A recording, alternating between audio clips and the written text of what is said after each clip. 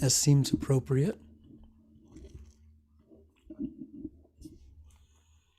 Letting it go and just letting your body relax when you let it go. Just letting it flow out of your body.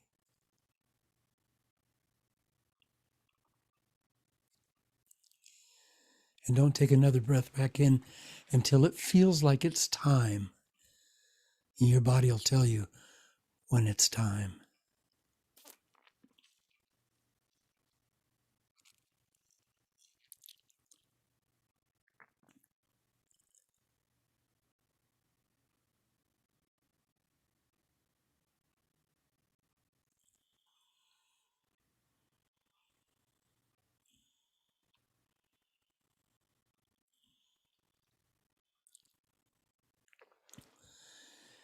As you drift along on this beautiful river of grace, breathing gently in and gently out, feeling yourself not as your body, but as your spiritual being inhabiting this body for a while.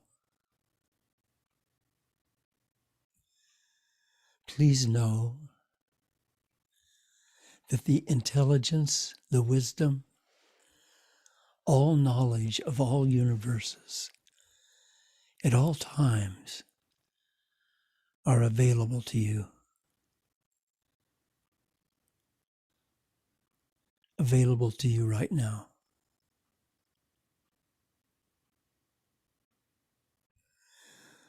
All wisdom, all knowledge of all universes of all time available to you right now.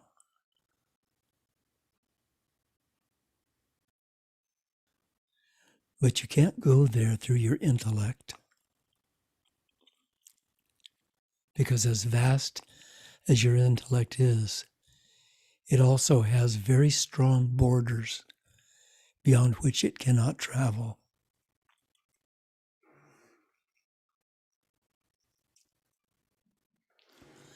But your consciousness that comes from your heart center has no walls.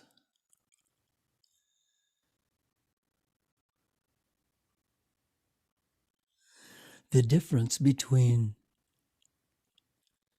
that heart wisdom, that spiritual wisdom,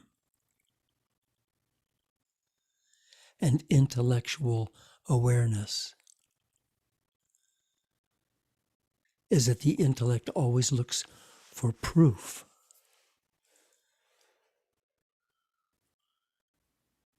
In this great universe, there is no proof of anything. Things just are.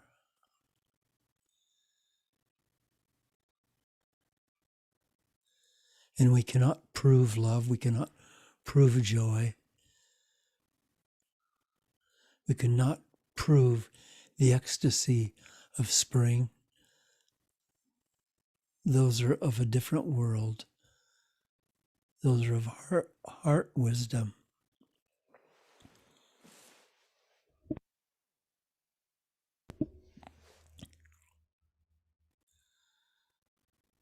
So allow yourself then to escape your intellect.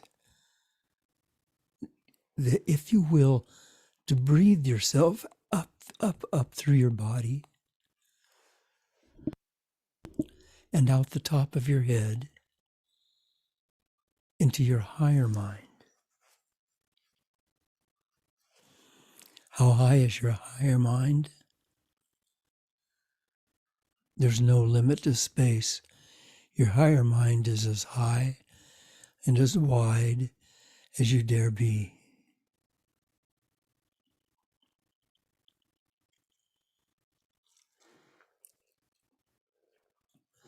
So that you're not only being in your higher mind,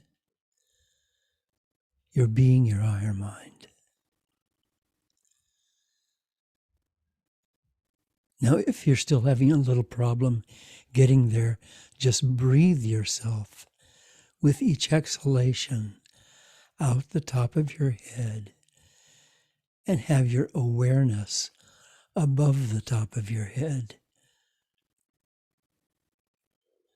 Maybe pretend that there is a balloon sitting on top of your head and put your awareness up in that balloon.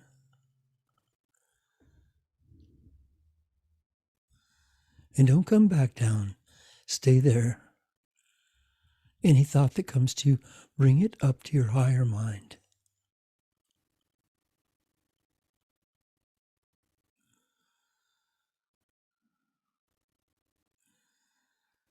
You are so loved. You will never know in your wildest imagination how totally, deeply, and completely you are loved. You're the only one that was ever born. You're the only one that exists. In all of eternity, there is no other snowflake like you. Your crystalline, glorious prism magnetism is magnificent beyond any description. And you're the only one, the only child of God. And you are so loved, so deeply being loved right now.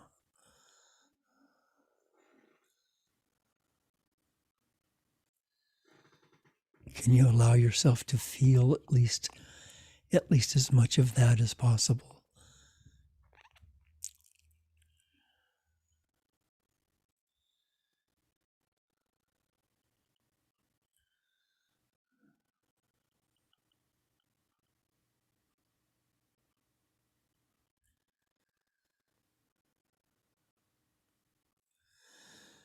And you are so blessed, being given at every instant everything that you need.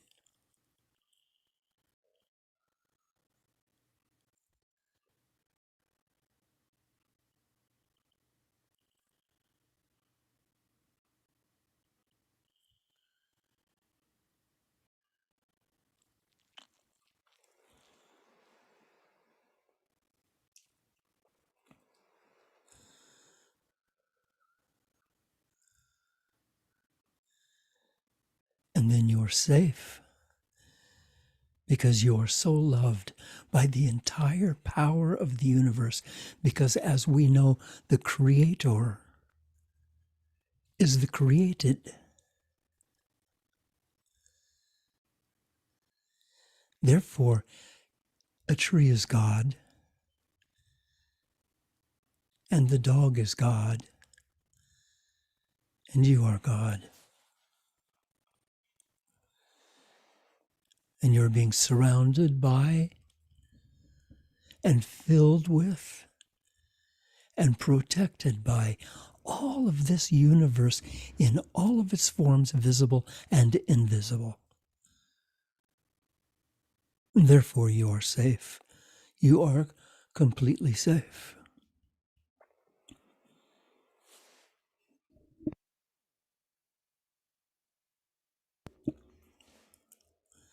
And you're free.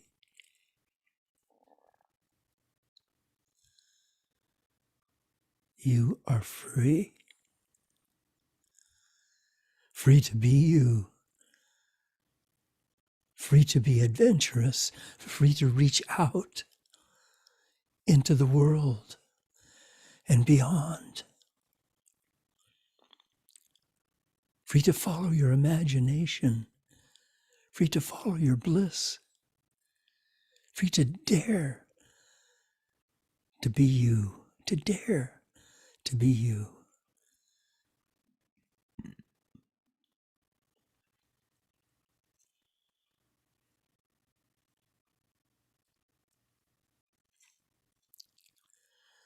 And the sacred triangle is the step-by-step way that we keep our intellectual minds focused on our spiritual reality by making the choice of discovery rather than avoidance, of risk rather than anxiety, of self-love rather than unworthiness.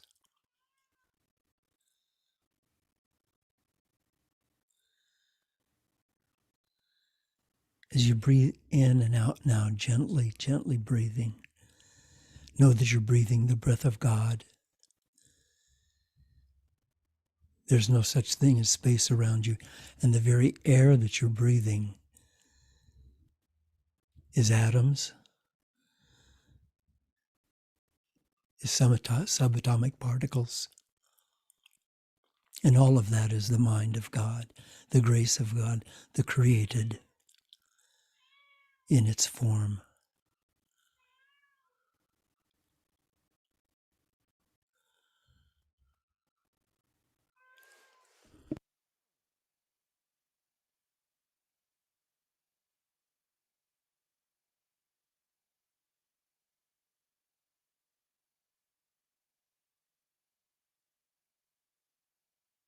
This place you're in right now, I would like for you to go here every day. It takes a little self-discipline, but it will make your journey into spirit so very much easier if you will just cocoon yourself away somewhere for 5 minutes, 10 minutes, 15 minutes each day. Maybe more than once a day, maybe only once a day, whatever works for you. But every moment that you go into this place opens the door of spirit wider and wider, takes away more and more and more those things that we call fears, and replaces them with true love, which is spiritual awareness of yourself in God as God.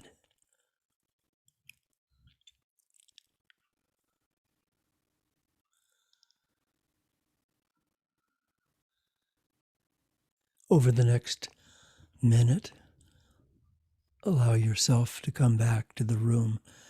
When you come back, please bring this self with you. Thank you.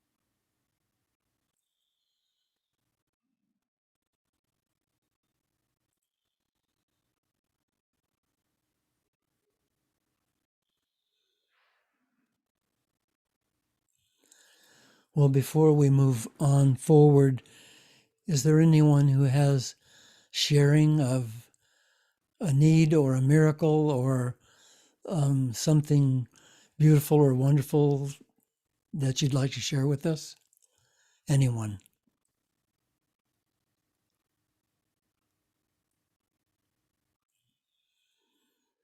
Okay.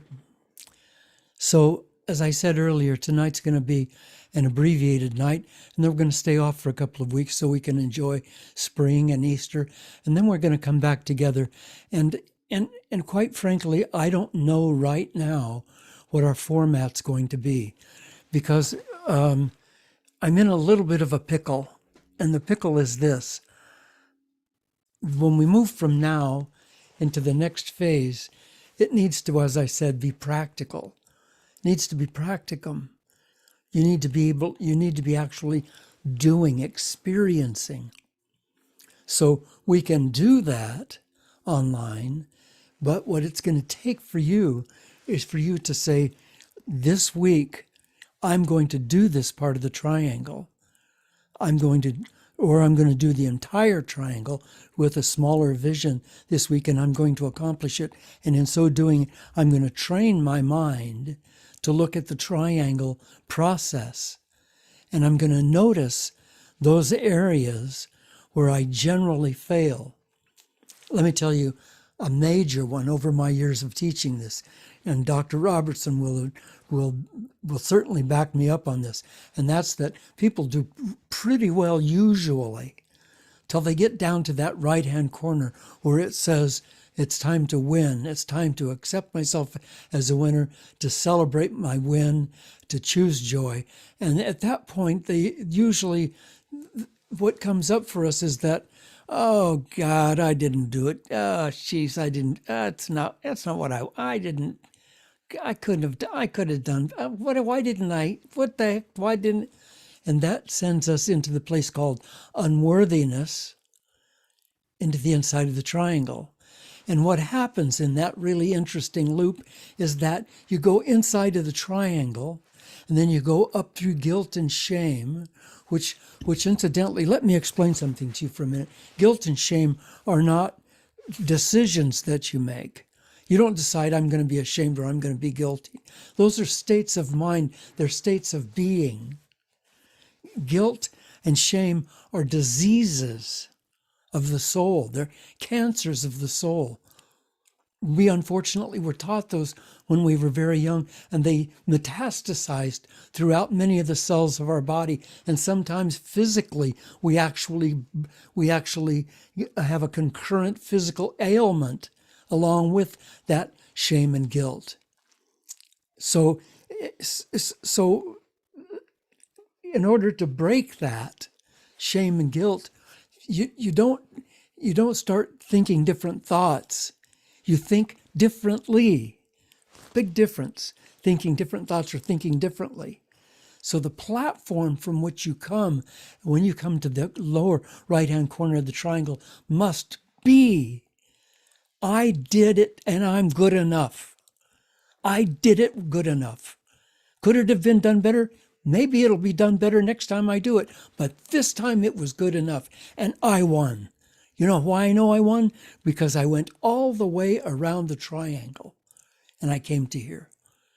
I grew. I'm more than I was before it started. And then I go into self-love. And you've heard me say the mantras on the bottom of the triangle so many times, and I know those so well because I say them to myself almost every single day. And many of the times when I wake up at night feeling the weight of darkness pressing down on me, I am loved, I am blessed, I am safe, I am free. I am loved. I am being blessed. I am safe. I am free. Until I get it. Until this intellectual mind with its penchant for worry and for stress finally shuts up and settles down, and my heart mind opens up and says, I'm loved, I'm blessed, I'm safe, I'm free. Thank you very much. And I go to sleep. So this is not, my dear friends, this is not like you take a bath and you're clean. You put on clean clothes and you say, there, it's done. This is a lifetime work. It's a work of a lifetime. And you have to go back to Charles and Myrtle Fillmore, the founders of this great movement, Unity.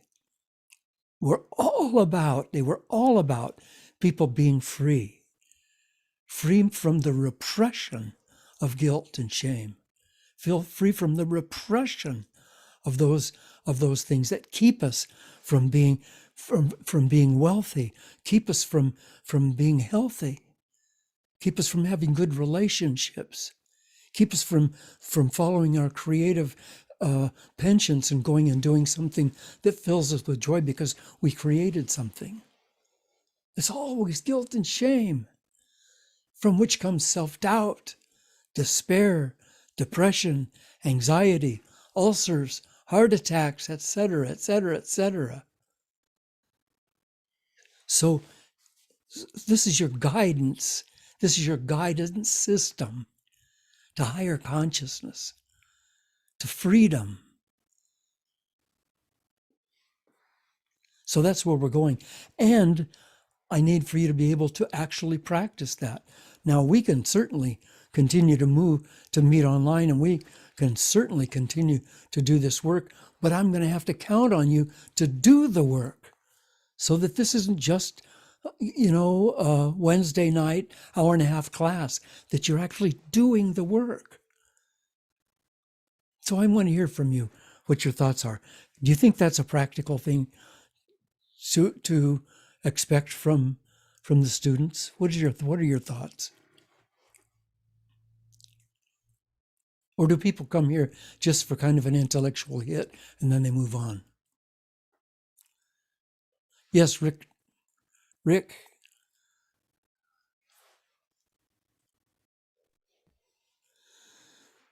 You're still muted, buddy.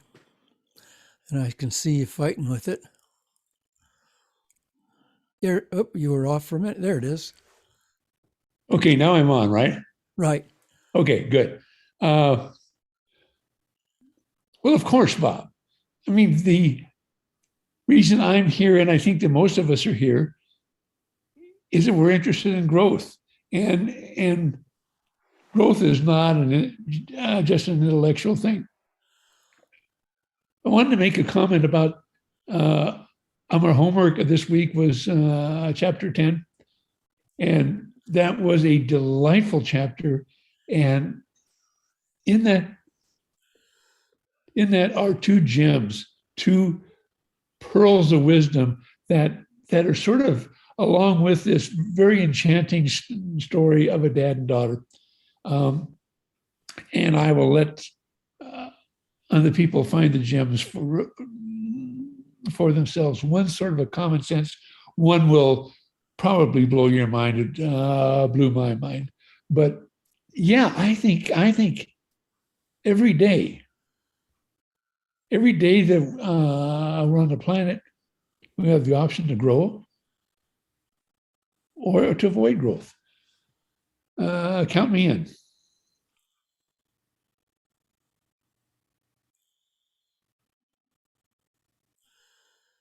Those of you who've shared with Rick and been in his breakout rooms and heard him speak, if you go to the first part of the book and you see the foreword was written by Rick, so who had the chair at the University of California in Riverside in neurosciences at that time, and he's since retired, but he's still, in many ways, that only he and I know, he's my hero. He really is my hero. So let me hear from someone else. What do you think about, can we just, Kayala?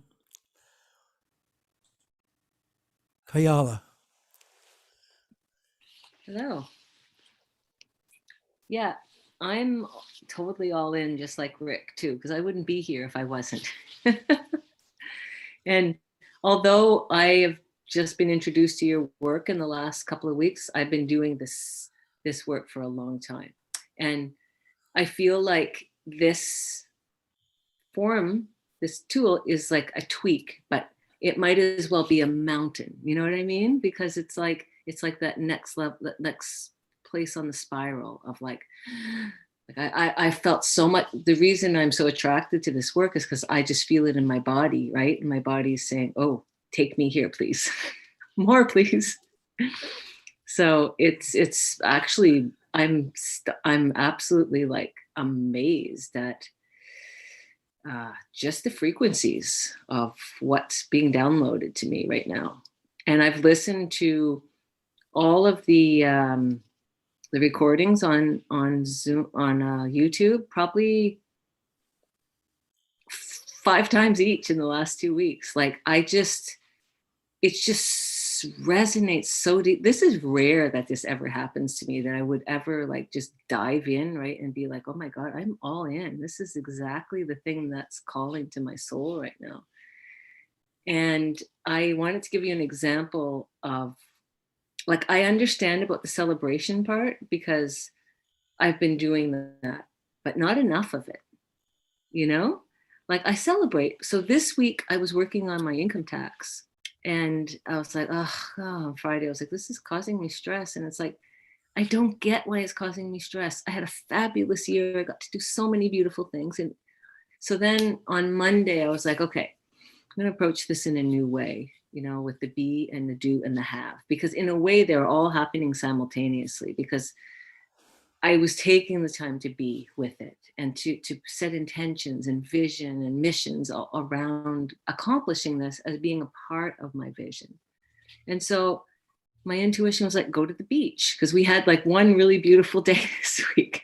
So I took my income tax to the beach, and that just calmed my nervous system. And my intention was to I went through, it was like a review of everything. You go through all your credit cards and bank statements. And I was like, oh my gosh, look what I got to do this year. Instead of being in lack or survival mode around it. And there was no need to be that. It just gets to be a habit sometimes around money, right? And I was like, oh, I got to buy these beautiful instruments for the children. And oh my gosh, look, I got to pay people. I got to hire people and pay them. And we had, didn't we have such a beautiful connection? And just all the things. Oh, I got to go on vacation. Look where I got to go. Oh, I got to buy a new bike. And oh my gosh, and I loved being with the children. And then looking at all the people that paid me this year. And I was like, oh, I feel so blessed. And I not only just held that for that one day, but my practice all week this week, my mission is to look around and say, oh, I got to have a new ukulele, and I'm using it to teach the children. And I just wanted to show the universe, this is what I want, and I'm grateful for it. And it's not even gratitude. It's so far beyond gratitude. It's just really aligning with joy and bliss of what these things can bring, and getting my body to have a new habit of, instead of going into that survival mode, to being I'm so blessed. I'm so blessed. I'm so safe. So I think I've spent time in the be, for sure, and in the do, because I had to do the income tax, right? And I think those are familiar for me. And I think the other side, the have, you named that. I've never named that before. Have. And being in my body in the have. Wow. How fun. It's just fun. I love it. I love it. How do you pronounce your name correctly? Kiala. Kiala. What you just said really, really made my heart sing. And several things that you said. One of them, which I thought was so important, was that when you were looking at money, you said that I looked at that somewhere in that sentence, you sort of, what you indicated, whether you actually said these words or not, but they're words that all of us need to hear. And that's that we see money quite often as our oppressor. And we feel like we're victims of money. We either don't have enough, or we're trying to figure out what to do with it, or we have to pay taxes, or have to buy this, or have to buy that, or don't have enough of this, rather than looking at what we do have with great joy and saying, oh my God, isn't this great? Because what we don't recognize, those of us, particularly those of us white people in this society, is that we're in the 0.00001% of the richest people on the planet. And we oftentimes are not grateful for that. But you said it so perfectly, Kiala. Thank you. Thank you.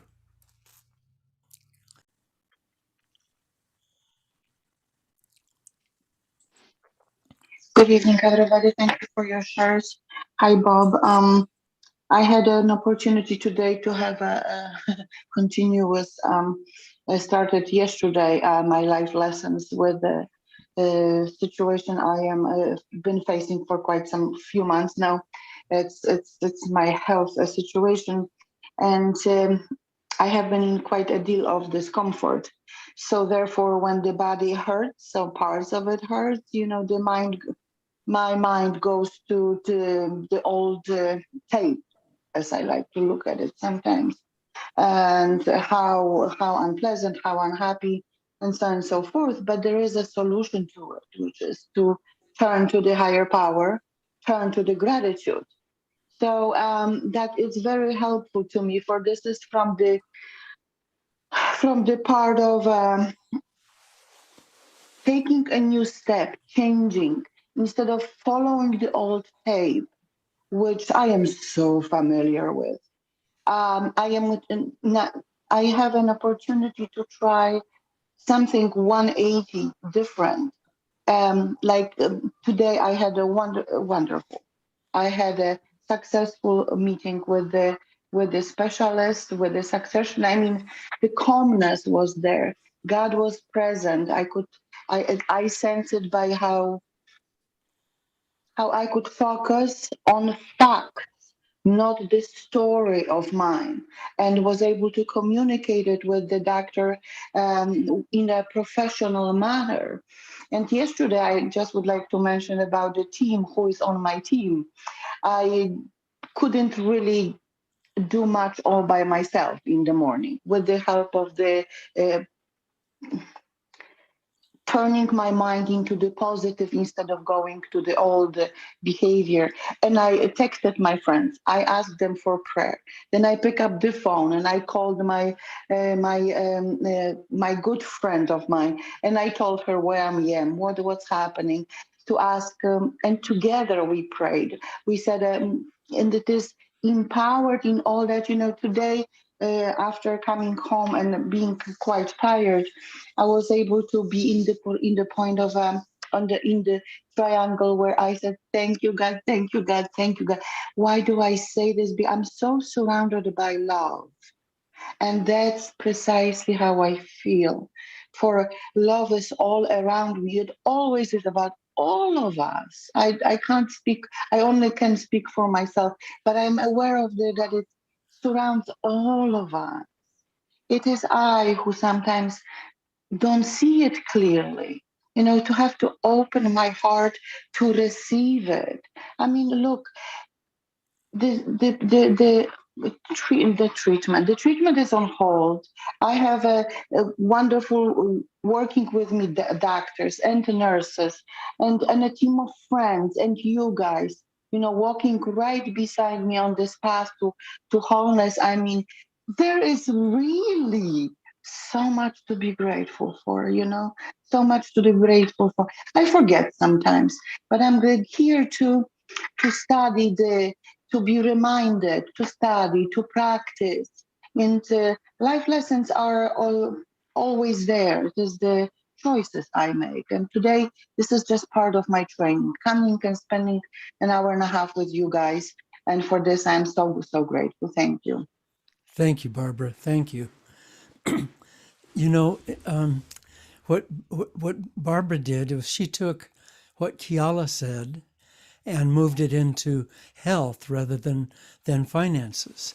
So what she's saying is, and just listen to her words because they're so amazing. What she's saying is that if we're out on a hike and we get a tiny little pebble in our shoe, all we think about is that rock in our shoe. We don't see the trees or the streams or the bird or the eagle. We don't see the waterfall. All we think about is the rock in our shoe. We don't notice that the rest of our body, 99.999% of it all feels pretty good. Well, I only think about the rocks in our shoe. And we do the same thing with our health. So if our health starts failing in one area, we focus on that one area. We don't pay attention to or feel ourselves grateful for the masses of our bodies that are feeling good, that are healthy and well. We sort of neglect that and look the other way.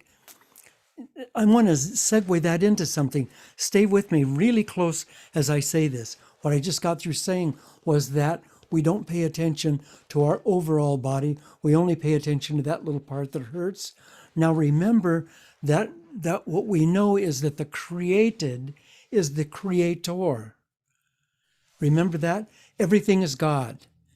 Everything is God. There's nothing that's not God, because everything that is being created, and everything is being created right now. We know that from subatomic reality. There's nothing fixed. Everything is in the process of being created, and the created is the creator. The created is the creator in action. Therefore, my whole body, the 37 to 50 trillion cells in my body, are all being created right now, but I'm focusing on that part that the doctor said is cancerous. That's where I'm focused. I'm focused on cancer. I'm not focused on all of the rest of my body that's teeming with good health and singing its song into the cosmos at every minute. I only focus on what I feel like doesn't work. So what Kiala was just saying, and what Barbara was just saying, and what Rick was just saying, is if we focus on gratitude, which isn't, oh, I'm so grateful, oh, I'm so grateful. No, it's knowledge. It's awakening. It's awareness of the incredible majesty of life and of the universe and of our bodies and of our opportunities. If we are conscious of that, become aware of that, know that, then all things become possible. Then all things become possible. We have D up. D, my dear.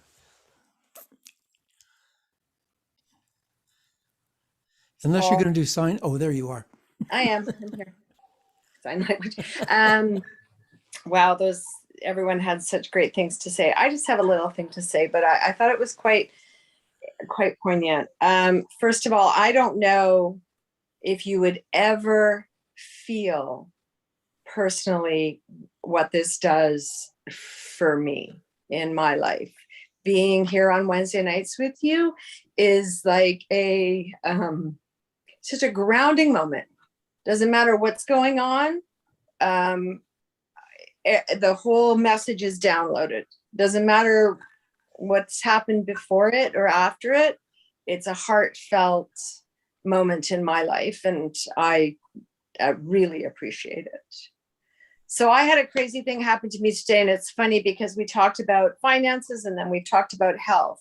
My situation today was emotional, and without the be do have, I would not have just walked through it, and I didn't really even recognize it until we were all talking. But so I was super irritated today, cranky irritated, and I watched myself do it. Now, I would have in the past put quantified that somehow. This was happening, that's happening, this is happening. But what I chose to do instead was I was just in it. I just was being, and I didn't judge it. And I was like, interesting. But my word of the day, my lesson for today with A Course in Miracles is it's God's will is my happiness. And so I kept repeating that to myself, which I really believe is walking towards the having. So emotionally, without analyzing why, where, what was going on, the irritation just left, and then everything works out. And so I just felt like that was really poignant for me today, was like just not to look at the cancer spot. Like, okay, so what? You're irritated. Move through. It's God's will. I'm happy. So just live in that. And I really significantly felt that. And I blame you.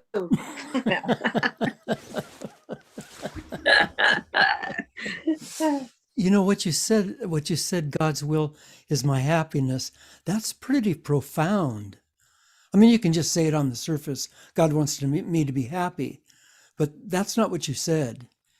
You said God's will is my happiness.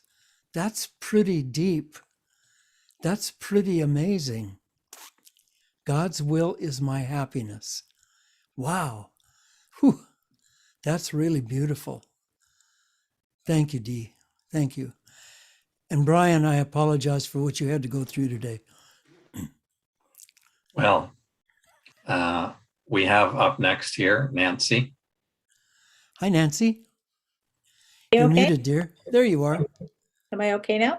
You are. Just a quick moment. Have we got time? Because I don't want to take any moments away from anybody that needs to have time. But I just wanted to appreciate you, Bob, as our host, and oh, my goodness, and Dee for her message too. I mean, we all love you so much, and the messages that we've received every Wednesday night is just over and above the triangle. And I just found out tonight as we were talking that I'm never going to be inside the triangle. I'm not only around the triangle, there's another triangle around the big one, because I just celebrated my 71st birthday and my kids and family took me out for lunch.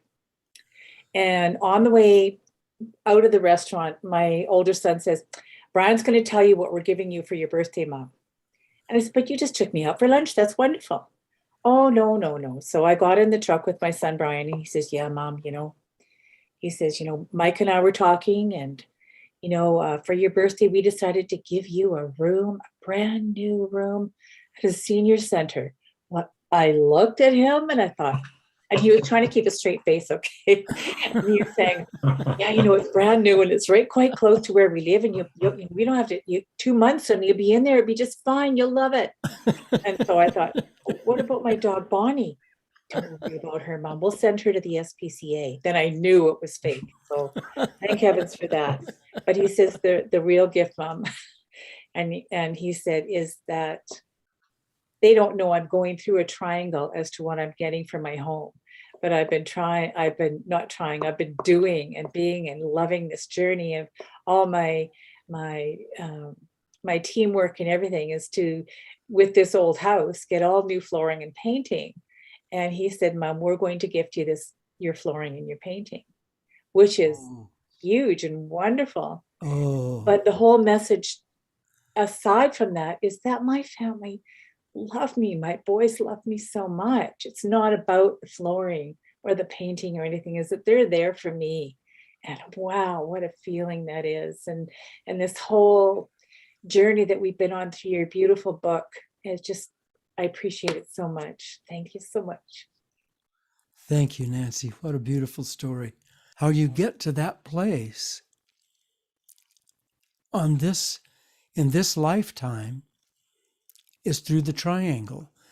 Because, and you've heard me say this before, but I want to, because now you're going to become experts. You're going to become ninja warriors. You're going to become the great masters of the triangle. Always remember that the purpose of the triangle is in the lower left-hand corner. It's in B. Everything that goes on that triangle is to build that, so that every time you go around the triangle, when you come back to B, you're at a higher level than you were before. Then you can see that the triangle is not flat, that the triangle, you go up from B, you climb up to do. You climb up through what is my vision, what's my mission, who's on my support team, what's my next step. I'm in dare to grow. I'm in that place up there at the top, and I have to take a risk. I've gone from B up to that place, and now I'm at this place called do, change, and it means I need to take a risk. And the first step is I'm expanding my consciousness. I'm expanding my identity. Well, that's the B, isn't it? That's the B. I'm expanding myself as a being. And so, and just because I say, okay, I'm going to take a risk, and I'm going to go to the first step on the risk level, and I'm going to go into, I'm expanding my identity, that expands my identity. No, it does not expand my identity. Just coming to that place doesn't expand anything. It just tells me what I'm doing, because then I have to stay focused on my vision. And I have to work my mission. I have to do what I set up intellectually to do over on the other side of the triangle. I now have to do it. And it may be difficult. And I may have to make some sacrifices. I may have to let some things go. we have to stay focused on what our job is here. And our job is to grow, and grow is change. And change expands our identities. And if we're not willing to have our identities expand through change, then we're stuck, and then we get left behind, and we leave some people behind. We outgrow some people, don't we? You've probably all noticed that in your life. You outgrow some people. I come from a very large family.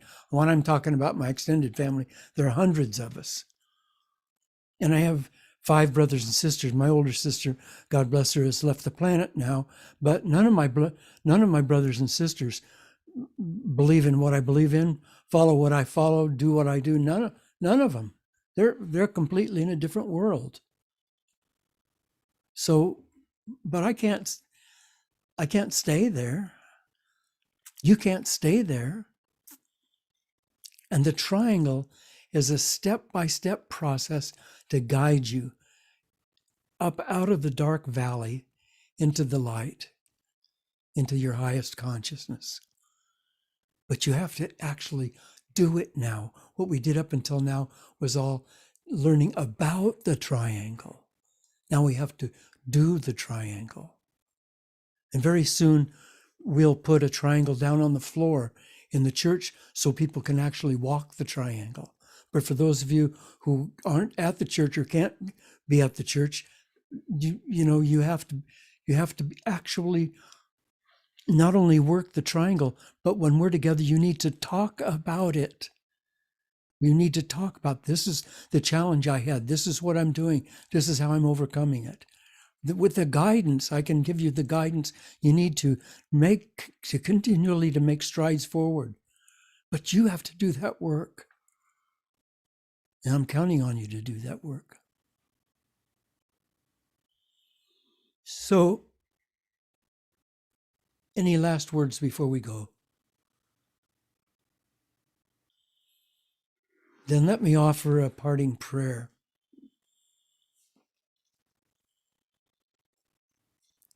Holy Spirit, great presence in all things,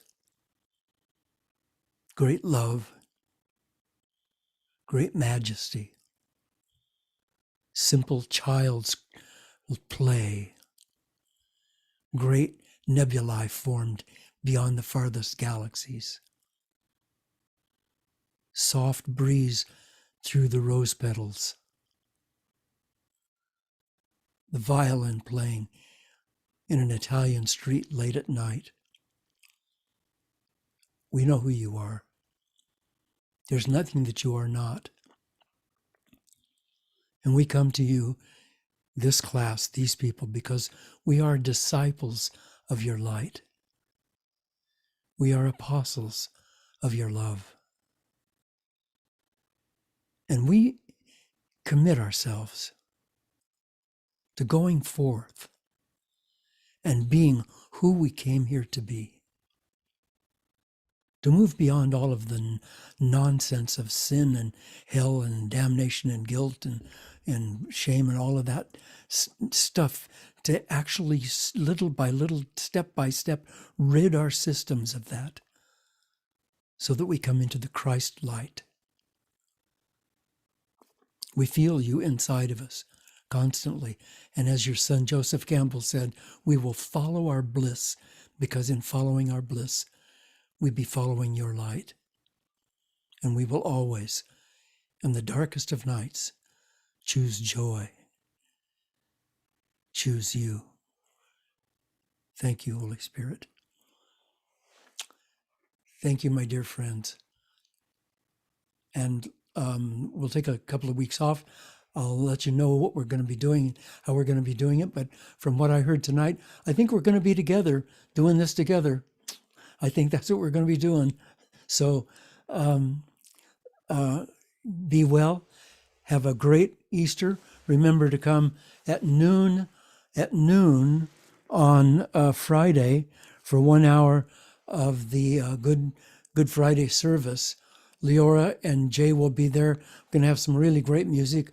We're going to talk about the last 7 statements that Christ made on the cross And I think you're going to be interested to see what those truly were, those statements. And then on Easter, we've got extra musicians. Whew, it's going to be so exciting. So anyway, I love you. Rick, my dear brother, please give my sister a hug for me. Okay, I love you all. Good night.